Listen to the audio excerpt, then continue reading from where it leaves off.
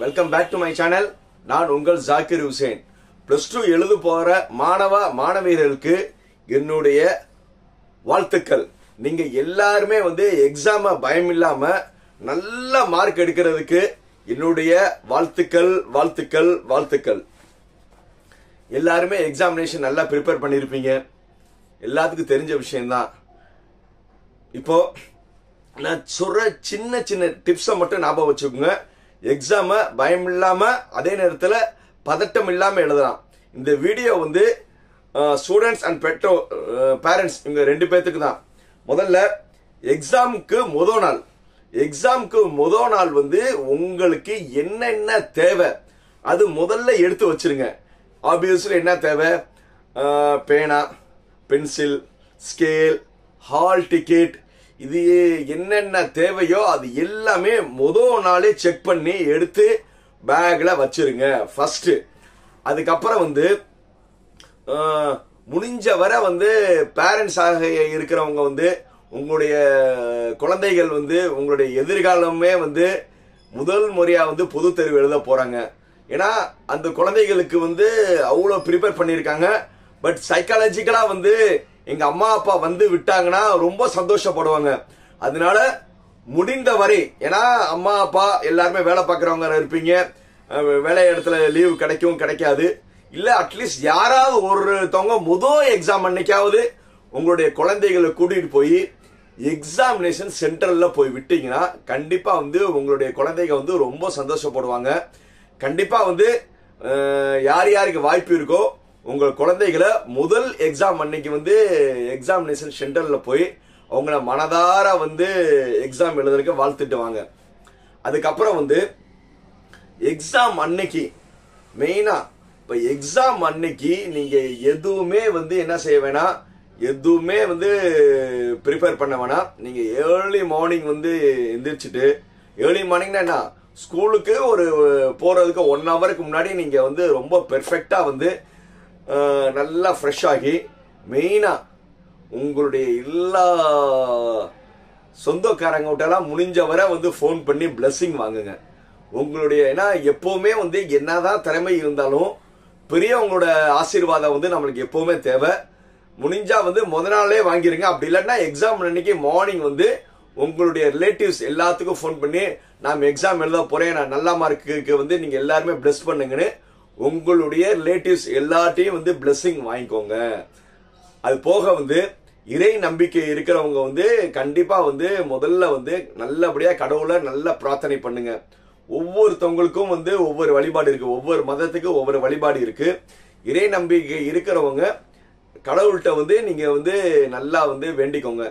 நான் பொது தேர்வு எழுத போறேன், இதுல நான் நல்ல மார்க் எடுக்கணும்னு முதல்ல ப்ரே பண்ணிக்கோங்க. அதுக்கப்புறம் ரொம்ப நல்லா ஃப்ரெஷ் ஆகி சாப்பாடு நீங்க பிரேக்ஃபாஸ்ட் பண்றது ரொம்ப ஹெவியா எடுக்காதீங்க. அதே மாதிரி சாப்பிடாம போயிடாதீங்க. மெயினா ரொம்ப ஹெவியாவும் எடுக்க கூடாது. அதே மாதிரி எதுவுமே இல்ல டைம் ஆயிடுச்சு, இல்ல வேணாம் நான் போறேன்னு சொல்லி சாப்பிடாம போயிடக்கூடாது. அது நல்லா தெரிஞ்சுங்க. கண்டிப்பா நீங்க சாப்பிட்டு தான் போகணும், சாப்பிடாம போகாதீங்க.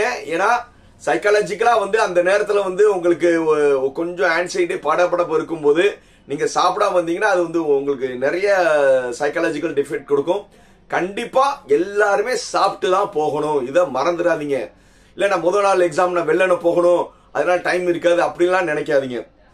அதே மாதிரி இப்ப நார்மலா உங்களுக்கு எல்லாத்துக்கும் 10 மணிக்கு தான் எக்ஸாம். இதுக்கு முன்னாடி நீங்க ஸ்கூலிங் போனதெல்லாம் 8:30, 9, ஒவ்வொரு ஸ்கூலுமே ஒவ்வொரு டைமிங் தான் இருக்கும். நீங்க எப்பவுமே ஸ்கூலுக்கு என்ன டைம் போனீங்களோ அதே டைம் போயிருங்க. ஒரு சில ஸ்கூல் சென்டர் இல்லாம இருக்கும், அவங்க வேற இடத்துல சென்டருக்காக உங்களை கூட்டிட்டு போவாங்க. சோ அதனால எல்லாருமே உங்க ஸ்கூலோட இன்ஸ்ட்ரக்ஷன் எப்போ வர சொன்னாங்களோ அதுக்கு ஒரு 1/4 மணி நேரத்துக்கு முன்னாடியே ஸ்கூலோட பிரிமிசஸ் போயிருங்க.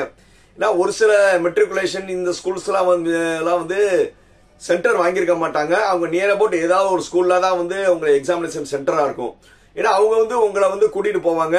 சோ அதனால நீங்க ஸ்கூல்ல உங்களுக்கு என்ன டைம் வர சொல்லியிருக்காங்களோ அதுக்கு ஒரு 1/4 மணி நேரத்துக்கு முன்னாடி போயிருங்க.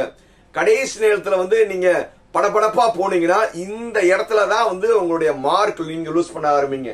இப்போ உங்க ஸ்கூல்ல வந்து ஒரு 8:30 வர சொன்னீங்கன்னா நீங்க வந்து 8:30 முன்னாடியே போயிட்டீங்கன்னா ஒன்னும் பிரச்சனை இல்ல. கடைசியில 8:30 8:35 போனீங்கன்னா நீங்க பரபரப்பா போய் நின்று எஸ் மிஸ் அப்படின்னு அந்த பதட்டத்தில் இருக்கும் போதே நீங்க படிச்சதுலாம் உங்களுக்கு என்ன ஆகும்னா ஒரு மறக்க வாய்ப்பு இருக்கு. சோ அதனால வந்து நீங்க பதட்டமே பண்ணாம என்ன பிளானிங் பிரகாரம் போங்க. அதே நேரத்துல வந்து ரொம்ப வந்து உங்க ஃப்ரெண்ட்ஸ் கிட்ட டிஸ்கஸ் பண்ண வேணாம். உங்க ஃப்ரெண்ட்ஸ் கிட்ட வந்து நீ இந்த கொஸ்டின் படிச்சிட்டியா, நீ இத படிச்சியா, இந்த மாதிரி வந்து கண்டிப்பா வந்து அந்த மெயினா இது எப்போ நடக்கும்னா அந்த 8:30 to 9:30 நீங்க ஹாலுக்கு போறதுக்கு முன்னாடி கண்டிப்பா வந்து இந்த கொஸ்டின் படிச்சியா, இது எப்படி கொஞ்சம் மணி எனக்கு சொல்லி கொடு, அந்த மாதிரி எதுவுமே வந்து அந்த லாஸ்ட் 1 hour பண்ணாதீங்க. ஏன்னா மேபி அந்த கொஸ்டின் நீங்க படிக்காம இருந்திருப்பீங்க, அந்த கொஸ்டின் கேட்க வாய்ப்பு இல்லை. நீங்க என்ன நினைச்சிருப்பீங்க, இந்த கொஸ்டினை வந்து நான் சாய்ஸ்ல விட்டுடலாம்னு. அந்த இன்னொரு ஸ்டூடெண்ட் வந்து அதை வந்து படிச்சிருப்பாங்க, நான் படிச்சுட்டேனேன்னு சொல்லிட்டாங்கன்னா உங்களுக்கு வந்து என்னடா நம்ம படிக்கலையே, அந்த பொண்ணு படிச்சிருச்சு, அந்த பையன் படிச்சுட்டேனே, நம்மளும் அது படிக்கணும்னு சொல்லி அந்த நேரத்துல வந்து நீங்க புதுசா படிக்கிறதுக்கான போனீங்கன்னா நீங்க ஏற்கனவே படிச்சதெல்லாம் வந்து உங்களுக்கு ஸ்டக் ஆகி இந்த கொஸ்டினை படிக்கிறதுலதான் அவங்க மைண்ட் செட் போகும். சோ அதனால லாஸ்ட் half an hour, குறைஞ்சது லாஸ்ட் half an hour வந்து மெயினா வந்து உங்களுடைய க்ளோஸ் ஃப்ரெண்ட்ஸ் இருந்தாலும் நீ என்ன படிச்ச, நீ படிச்சிட்டியா, நீ இந்த மாதிரி டிஸ்கஷன் பண்ணாதீங்க. ரைட். அதுக்கப்புறம் வந்து எக்ஸாம் ஹாலுக்குள்ள நுழையும் போது ரொம்ப கான்பிடென்டா போங்க.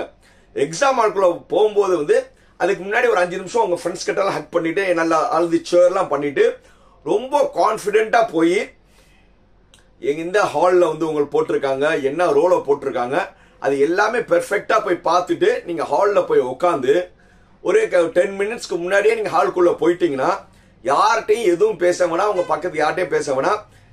2 நிமிஷம் நல்லா தெரிஞ்சுக்கோங்க. அப்படியே வந்து கண்ணை மூடி நல்லா தெரிஞ்ச நான் என்ன செய்யறேனோ இந்த பாருங்க, அப்படியே கண்ணை மூடி அப்படியே வந்து ஒரு 2 நிமிஷம் இல்லைன்னா 3 நிமிஷம் கண்ணை மூடி உங்களுடைய இஷ்ட தெய்வத்தை நினைங்க. அப்படியே கண்ணை மூடி அப்படியே இது கண்ணை மூறனால என்ன ஆகும்னா உங்க பிரெயின் வந்து காம் ஆகும். பிரெயின் காம் ஆன பிறகு அதுக்கப்புறம் என்ன செய்றீங்கன்னா கண்ணை மூடிக்கிட்டே 2 கையை நல்லா தேய்ங்க. 2 கையை நீங்க நல்லா தேய்ச்சு சூடு பறக்க வந்த பிறகு அப்படியே உங்க கண்ணில் வைங்க. ஏன்னா உங்களுக்கு ஒரு புத்துணர்ச்சி கிடைக்கும். ரைட். அதே மாதிரி அதுக்கப்புறம் வந்து உங்களுடைய எக்ஸாம் ஹாலுக்கு வர்ற டீச்சர்ஸ் வந்து உங்களுக்கு இன்ஸ்ட்ரக்ஷன்ஸ் எல்லாம் கொடுப்பாங்க. அவங்க கொடுக்குற வந்து இன்ஸ்ட்ரக்ஷனை வந்து ரொம்ப கேர்ஃபுல்லா கேளுங்க. ஏன்னா ஃபர்ஸ்ட் எக்ஸாமினேஷன் போகும்போது அவங்க வந்து இந்த மாதிரி இன்ஸ்ட்ரக்ஷன்ஸ்லாம் இது சொல்லுவாங்க, அது நீங்க நல்லபடியா கேளுங்க. அதே நேரத்தில் இன்னொரு சின்ன விஷயம், நீங்க படிக்கும்போது நிறைய நோட்ஸ்லாம் நீங்க எடுத்து வச்சிருந்தீங்கன்னா மேபி உங்க ஷர்ட் பேண்ட் பாக்கெட்ல வந்து உங்களுக்கு தெரியாம இருந்திருக்கலாம். எக்ஸாம் ஹாலுக்குள்ள போறதுக்கு முன்னாடி ஒன்ஸ் உங்களுடைய ஷர்ட் பேண்ட் பாக்கெட் எல்லாமே செக் பண்ணிக்கோங்க. வெதர் அன்வான்ட் மெட்டீரியல் நீங்க வந்து வாலண்டரியா கொண்டு போக மாட்டீங்க. யாருமே நம்ம குழந்தைங்க வந்து கொண்டு போக மாட்டீங்க. தெரியாம வந்து நான் நோட்ஸ் வந்து நீங்க ரெடி பண்ணிட்டு இருந்தது ஏதோ ஷார்ட்ஸ் இதெல்லாம் நீங்க பஸ்ல வர படிக்கிறதுக்கு அப்பெல்லாம் நீங்க ரெடி வச்சிருந்தீங்கன்னா மேபி நீங்க மறந்துட்டீங்கன்னா இன்கேஸ் ஏதாவது ஸ்குவாட் ஒன்று தான் வந்து கேரியர் வந்து ஸ்பாயில் ஆயிருப்பா. ஸோ அதனால எக்ஸாம் ஹாலுக்கு போறதுக்கு முன்னாடி முதல்ல நீங்க செக் பண்றது எனி அன்வான்ட் மெட்டீரியல்லாம் வந்து தெரியாம இருந்தா அதை எடுத்து வெளியில போட்டுருங்க. கண்டிப்பா வந்து இது மேக்சிமம் இருக்காது, பட் இருந்தாலும் அஸ் எ ஃபாதர் மாதிரி இருக்கிற எனக்கு வந்து நான் உங்களுக்கு கண்டிப்பா இந்த இன்ஸ்ட்ரக்ஷன் சொல்லணும். அதே மாதிரி பிரசன்டேஷன் பண்ணும்போது எப்பவுமே வந்து ரொம்ப கிளாரிட்டியா பிரசன்ட் பண்ணுங்க. எப்படி பிரசன்ட் பண்ணும்னா நார்மலா வந்து எல்லா ஸ்கூல்லையும் சொல்லியிருப்பாங்க, நீங்க வந்து 2 கலர் பேனா யூஸ் பண்ணலாம், ஒன்னு பிளாக் இன்னொன்னு ப்ளூ. ஸோ எப்பவுமே வந்து பிளாக்கை வந்து ஒரு ஹெட்டிங் மாதிரி போட்டுட்டு ப்ளூவில் வந்து பாயிண்ட்ஸா எழுத ஆரம்பிங்க. எப்பவுமே ஒரு கொஸ்டின்ஸ்க்கு அந்த கொஸ்டினோட ஹெட்டிங்கை வந்து பிளாக்லையும் ஆன்சரை வந்து ப்ளூ, அதுக்கப்புறம் அடுத்த கொஸ்டின்ஸோட ஹெட்டிங் பிளாக்ல ஆன்சர் வந்து ப்ளூல. ஸோ முடிஞ்ச வரை வந்து புல்லட்டின் போட்டு அதை பாயிண்ட்ஸ் போட்டு எழுத பழகுங்க. ரொம்ப பிரசன்டேஷன் நல்லா இருக்கும். அட் ஏ சேம் டைம் வந்து எந்த இடத்துலயும் வந்து அடித்தல் திருத்தல் பண்ணிடாதீங்க. ஏன்னா நீங்க எப்போ வந்து நீங்க ஒரு ப்ராப்ளத்தை நீங்க அடிக்கிறீங்களோ அப்பதான் வந்து என்ன ஆகும்னா எக்ஸாம் எவாலுவேட்டருக்கு எதுக்கு இவங்க அடிச்சிருக்காங்கன்னு சொல்லி மைண்ட் ரீட் ஆகும். ஸோ அதனால வந்து அது ரொம்ப கேர்ஃபுல்லாக இருங்க. அதே மாதிரி வந்து ப்ரெசென்ட் பண்ணும்போது மார்ஜினுக்கு வெளியே நல்லா தெரிஞ்சுக்கோங்க, மார்ஜினுக்கு வெளியே தான் வந்து கொஸ்டின் நம்பர் போடணும்.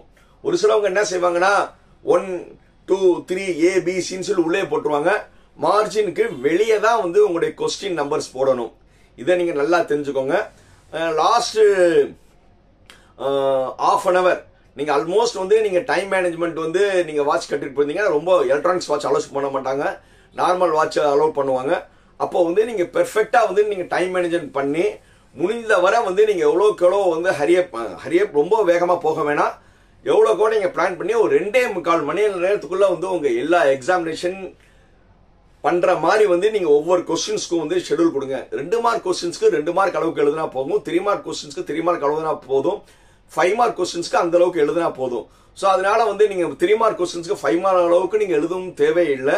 ஸோ அதனால வந்து அன்னெசரி வந்து டைம் தான் வேஸ்ட். ரொம்ப ப்ராப்பரா வந்து நீங்க டைம் மேனேஜ்மெண்ட் பண்ணுங்க. லாஸ்ட் ஒரு 15 மினிட்ஸ் வந்து பஃபரை வைங்க. 2.25 மணிக்குள்ள நீங்க எக்ஸாம் எழுத பழகிட்டீங்கன்னா லாஸ்ட் 15 மினிட்ஸ் வந்து நீங்க மறுபடியும் வந்து அந்த நீங்க எழுதுறத வந்து ரிவைஸ் பண்ணீங்கன்னா, சப்போஸ் வந்து 1 2 நீங்க மிஸ் பண்ணிட்டீங்கன்னா முக்கியமான இடத்துல அண்டர்லைன் பண்ணுங்க. சப்போஸ் ஒரு கொஸ்டின் முடிஞ்சவன வந்து கோடு போடுங்க. ஸோ இது எல்லாமே லாஸ்ட் 15 மினிட்ஸ் பண்ணும் போதே வந்து உங்களுக்கு ஒரு கான்ஃபிடன்ட் லெவல் வந்துடும். ஸோ நல்லா பண்ணியிருக்கோம்னு பண்ணிட்டு நீங்க ஆல்மோஸ்ட் வந்து நல்லபடியா எழுதி முடிச்சுட்டு லாஸ்ட் 5 மினிட்ஸ்ல வந்து நீங்க உங்களுடைய முக்கியமான பாயிண்ட் அண்டர்லைன் பண்றது, மார்ஜின் ஒவ்வொரு கொஸ்டின்ஸ் கீழே போடுறது, இது எல்லாம் பண்ணி முடிச்சிருங்க. கடைசியா வந்து நீங்க எக்ஸாம் ஹாலை விட்டு வெளியில வரும்போது தயவு செய்து, it is my humble request எல்லாத்துக்கும், வெளியில வரும்போது நீங்க யார்கிட்டையும் உங்க ஃப்ரெண்ட்ஸ் கிட்ட வந்து நீ எப்படி எழுதுன நான் எப்படி எழுதுன எதுவும் ஷேர் பண்ணாதீங்க. மேபி நீங்க வெளியில வரும்போது ஒரு ப்ராப்ளமேட்டிக் பேப்பரோ ஒரு டெரிவேஷன் மாதிரி இதுல வந்து நீங்க வெளியில வரும்போது எல்லாம் 1 மார்க் டிஸ்கஸ் பண்ணும்போது நீங்க எழுதுன ஆன்சரும் உங்க ஃப்ரெண்ட் எழுதுன ஆன்சரும் டிஃபரா இருந்தீங்கன்னா மேபி நீங்க ரைட்டா இருக்கலாம், உங்க ஃப்ரெண்டு ராங்கா இருக்கலாம், உங்க ஃப்ரெண்டு ரைட்டா இருக்கா நீங்க ராங்கா இருக்கலாம். எப்படி இருந்தாலும் உங்களுக்கு என்ன ஆகும்னா வந்து ஐயோ நாம தப்பு பண்ணிட்டோமோ, ஐயோ மார்க் போயிடுச்சேன்னு உங்களுக்கு படப்படப்பு இருக்கும். ஸோ அதனால வந்து நீங்க டிஸ்கஷனே பண்ண வேணாம். உங்களுக்கு தெரியும்ல, நேரா கூழா வந்து வீட்டுக்கு வந்து நேரா வந்துருங்க.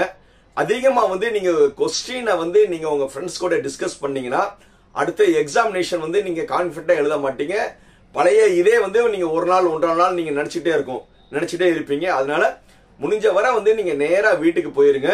அதே மாதிரி பார்த்துட்டு இருக்க பேரண்ட்ஸ் வந்து உங்க ஸ்டூடெண்ட் வந்து வந்த பிறகு அவங்க வந்து ரொம்ப தொலைக்காதீங்க. என்னென்ன பண்ண ஒவ்வொரு கொஸ்டின்ஸ்க்கா ஆன்சர்லாம் கேட்காதீங்க. அவங்க நல்லா தான் பண்ணியிருப்பாங்க. அவங்க என்ன மார்க் எடுத்திருக்காங்களோ நீங்க கான்பிடண்டா கேட்டுக்கோங்க. அதே மாதிரி வந்து எக்ஸாம் மார்னிங் தான் எல்லாத்துக்கும் இருக்கு. வந்தவுடனே வந்து நீங்க அடுத்த எக்ஸாமுக்கு படிக்க வேணாம். வந்து எக்ஸாம் அன்னைக்கு வந்தவுடனே 2 to 4 வீட்டுக்கு வந்துட்டு நல்லா ரெஸ்ட் எடுங்க. மைண்டை நல்லா ரெஸ்ட் எடுத்துட்டு அதுக்கப்புறம் வந்து அடுத்த எக்ஸாமுக்கு வந்து நீங்க மத்தியானம் 4 or 4:30 டீலாம் சாப்பிட்டுட்டு நீங்க ஸ்டார்ட் பண்ணிக்கலாம். ஸோ அதனால இதுக்கு மேல வந்து உங்களுக்கு ஏதாவது டவுட் இருந்துச்சுன்னா எனக்கு எப்போதுமா கால் பண்ணலாம். என் பேர் ஜாக்கிர் ஹுசேன். என் செல் நம்பர் 9842376822. எந்த டவுட் எக்ஸாமினேஷன் பிரசன்டேஷன் இல்லை முடிச்ச பிறகு எக்ஸாம்ல எழுதி முடிச்ச பிறகு இந்த காலேஜ் என்ன கட் ஆஃப் எப்படி கிடைக்கும் எப்படி சூஸ் பண்ணணும் எல்லாமே நீங்க என்ன கேட்டுக்கலாம். அதுக்கு வந்து நீங்க சப்ஸ்கிரைப் பண்ணிக்கோங்க. வீடியோ பிடிச்சிருந்துச்சுன்னா லைக், கமெண்ட், ஷேர், சப்ஸ்கிரைப். பாய்.